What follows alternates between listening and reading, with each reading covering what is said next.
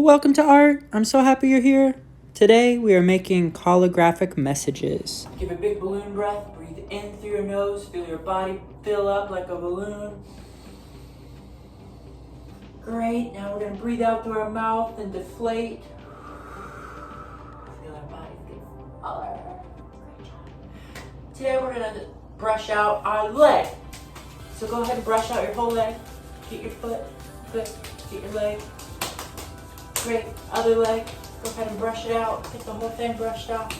Nice, whole leg, great. Tap it out. Go ahead and tap out your leg. Great. Give yourself a pat on the back. Tap out the other leg. Get the whole thing. Great. Give yourself a pat on the back. Nice.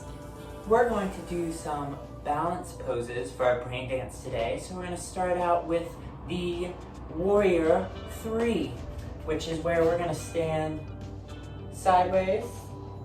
So you can look at the screen, but your body will be like this. You're going to put one foot out, like this. Try and straighten your leg. Put your two hands out like you're flying through the air. And try and keep that balance just for a little bit. Great.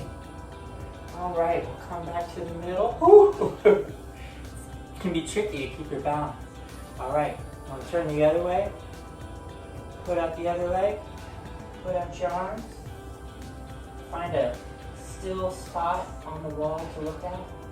Somewhere where there's nothing moving. Try and stretch out that leg as much as you can. Great. Back to the middle. One more balance pose. We're going to do the eagle, which is where you put one leg over the other. Kind of twist it like a pretzel. Then you take your two arms and twist those like a pretzel. Try and stand as straight and still as you can. Keeping that balance on that foot. Great. Good job. Rub the tops of your ears. Middles of your ears. Nice. Bottoms of your ears. Great. Rub your fingers. Nice. Wake those fingers up. Say hello, fingers. You're gonna make some art today. Great. And give yourself a high five. Good job on the brain dance. Hey, Milo. Calligraphic, or calligraphy, refers to writing. So one of the important features of Arab art is calligraphy, or beautiful writing. The letters often form beautiful shapes and intricate patterns. The words used in designs are often statements of beliefs and important ideas. Here is the Arabic alphabet. Beautiful. And it is used in many parts of the world. Some contemporary, meaning living artists who use the Arabic alphabet in their artwork, Sadie, who writes on humans and on fabric, and also Faik Owais, who creates radially symmetrical designs using the alphabet. Here is a design in the interior dome of the Arab American National Museum in Dearborn, Michigan. So we are also going to use rotating text to create a really cool art piece. What you will need is paper, scissors, markers and crayons, or some sort of coloring supply. All right, so here we go. What we're first going to want to do is turn our paper into a square. So we will fold over until we have, this may not look like a square. It is a square, it's a triangle. So we fold over until these lines line up, like that. Make sure that the paper lines up and comes to a point right there. And that will give you a right triangle. Fold that crease nice and tight. It'll give you a right triangle just like that with a little bit of excess overhang. Milo wants to hang out. So now we need to cut off this overhang. I'm gonna use a pencil and just lightly trace that edge. It's okay if you get a little on the triangle piece. Mila, what you trying to do? Stop it. And then you will cut along that line. I know it's a little faint for you, but I will hold it a little closer and show you. Mila, you wanna go play with the pencil? Hopefully I can find that pencil later. All right, so we'll cut along that line that we made. Remember to use the back of your scissors or towards the back of the blades, like right back here. Just like we use our back teeth to chew, because we have a little more force back there. So now we have our square piece of paper, ta-da! Fun thing about this strip is you can save it to be a ruler to measure other pieces of paper to cut into squares without having to do that fold first, in case you don't need that crease for whatever you're making. So I'll show you right here. I'm just lining it up with the edge of this second piece of paper because we'll need it. And tracing along that edge. Doo-doo. Great. I'm gonna go ahead and cut that. Using the back of my scissors. They are doing lawn care outside, hence the noise. All right. Milo, go play with your sister. Okay. So now we have 2 square pieces of paper, which is what we need. You will have a little extra paper from this project, which always save your scraps because we can use those for things in the future. So now what we're gonna wanna do is take this paper that has the fold on it, and we'll go ahead and fold it the other way.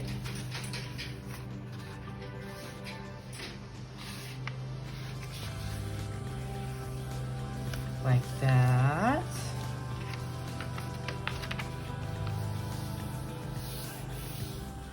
And then we will fold it in half the way where it doesn't look like a triangle, but rather a rectangle. And then we'll do the same thing on the other side. So we'll rotate it, fold it again to where it looks like a rectangle. So we will have folds.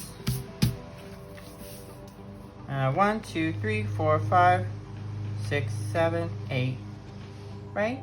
Yeah, 8 different creases. And then we'll have, yes, 8 different triangles. So, we are going to want to make the same folds on this piece of paper into a triangle where the points meet. Fold it flat. Do the same thing again on the other side.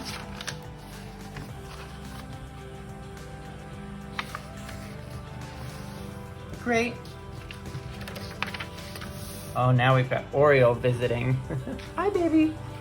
I love you. You got to go play with your brother right now. Okay. Fold in half like a rectangle. Other way. Fold in half like a rectangle. Ta-da! All right, great.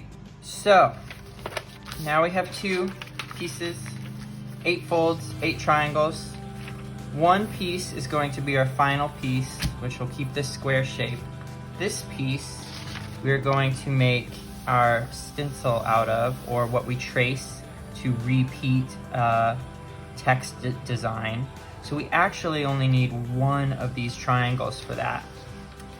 But it's great that you have 8, because if you aren't liking where your first design is going, you have 7 more triangles that you can use until you find something that come up with a design that you like. So I think it's easier than trying to cut from the square shape to fold it and then just focus on cutting this line first, or focus on cutting one of the angled lines. So you're cutting through 2 sheets of paper. You're just going through that line. Now you have these two triangles that you can separate on that folded crease.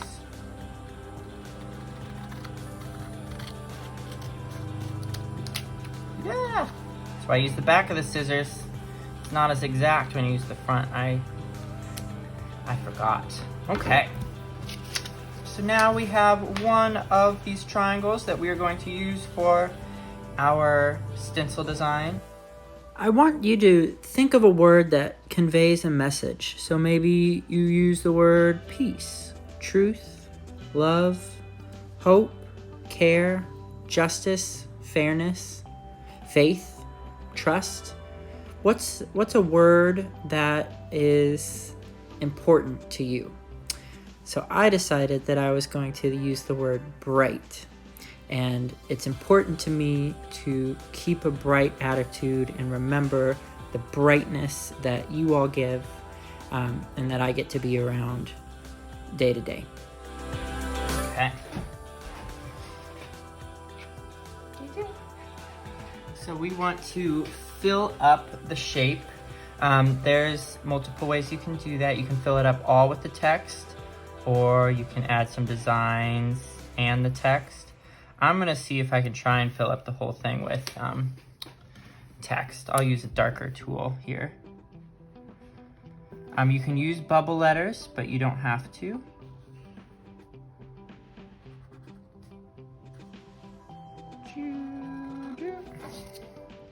B R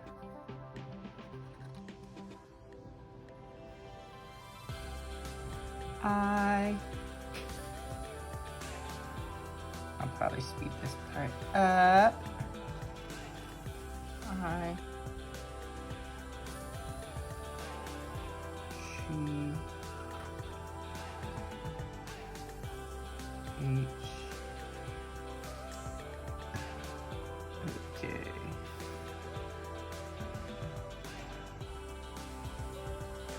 D.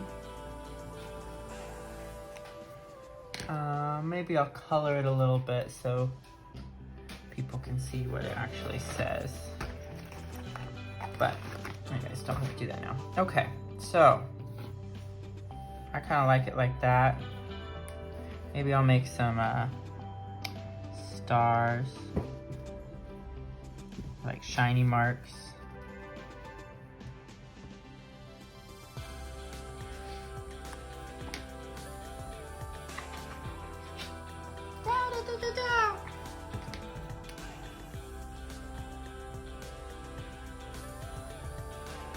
Great.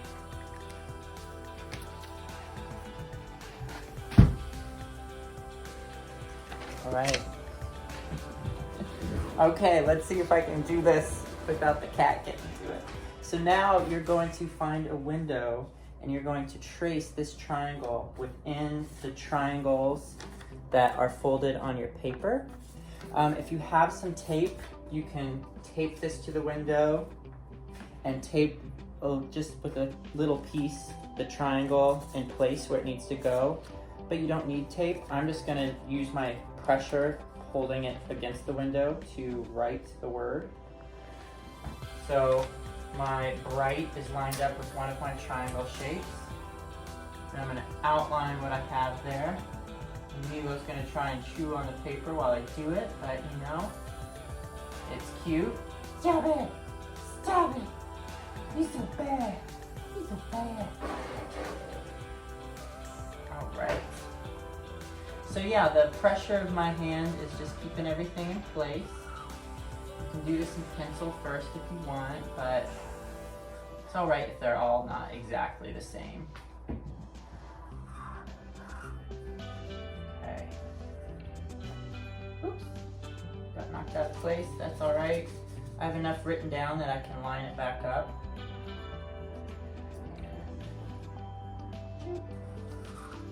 Yes, I know. What is going on? Oh, stop.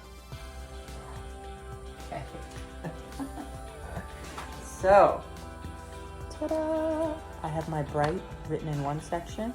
So I'm now going to use my stencil, rotate it or flip it, and place it in this next available triangle and trace there.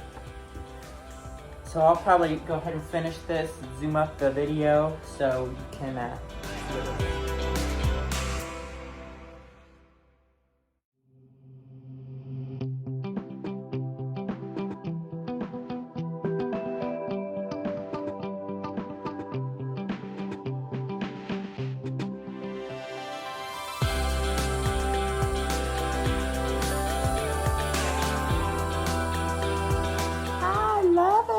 Turned out really cool. So the lettering kind of turns into these really awesome patterns.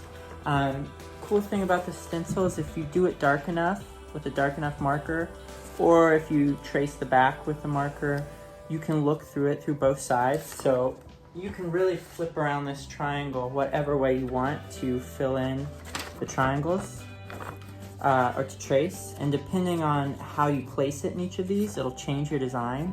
So you can use one stencil and make multiple different designs just depending on how you position the piece you're tracing into the triangle.